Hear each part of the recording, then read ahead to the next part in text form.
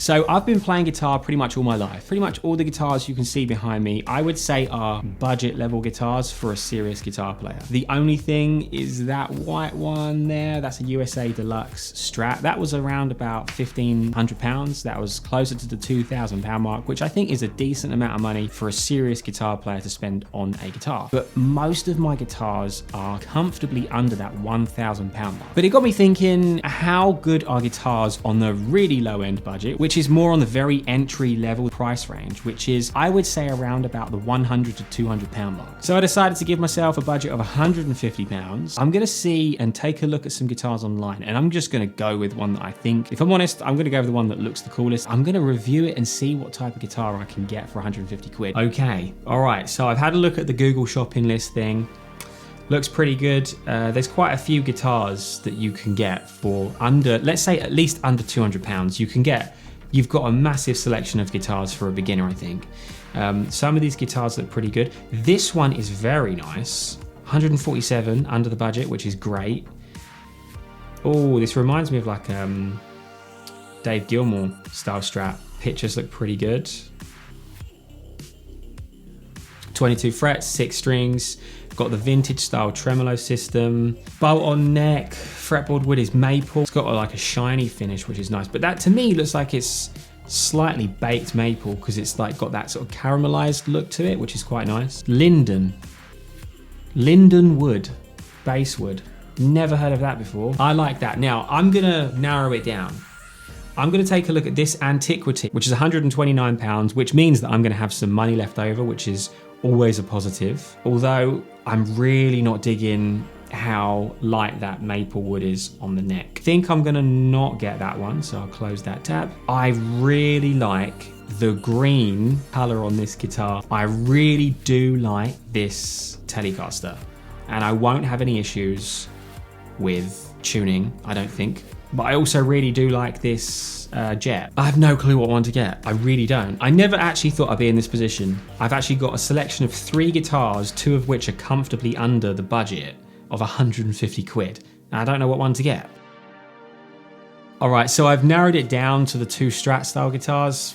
I am a sucker for a Strat, I absolutely love it. This guitar, right, it has 3 reviews and one of them is just in English. Recently had to sell my American standard Fender Strat to free up some funds and I needed a budget alternative. I cannot believe how good this guitar is for the money. I expected to have to swap out the pickups, but they are surprisingly musical. And the electronics all work perfectly fine too. A seriously good bit of kit. I don't miss the Fender, which I'm amazed by. So I'm gonna go with this one purely because of that review. Well done.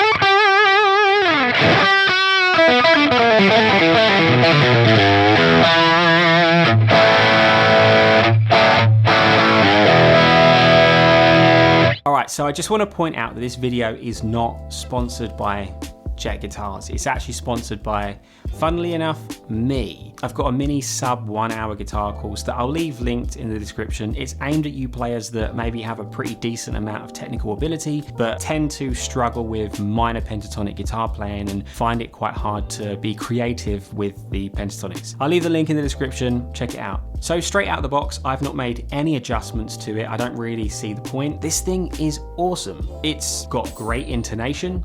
It stays in tune pretty nicely after doing a hell of a lot of extreme bends, and it sounds very nice. I will say this, on overdrive, I don't know if you heard in the sound demo, but if you've got like a high gain channel, or if you're using overdrive, you're going to notice that there's quite a lot of fizz, and that is just due to cheap pickups. That's a very typical thing among cheap pickup guitars, or just cheap guitars. They tend to have a hell of a lot of fizz in the sound, and it's kind of hard to EQ that out. The other thing I want to point out that actually blew me away was the fretwork. Usually you can find guitars that are pretty expensive that have bad fretwork. Now, I could be lucky, and this could be just a pretty good example of a jet guitar, but I'm rolling my fingers down the sides and there is not one, and I mean this, there is not one sharp edge, because that's kind of a weird thing to notice. Nice fretwork on a guitar that is under 200 pounds. It's actually blown me away, because I've played guitars that are, I've actually got, some of my guitars don't even have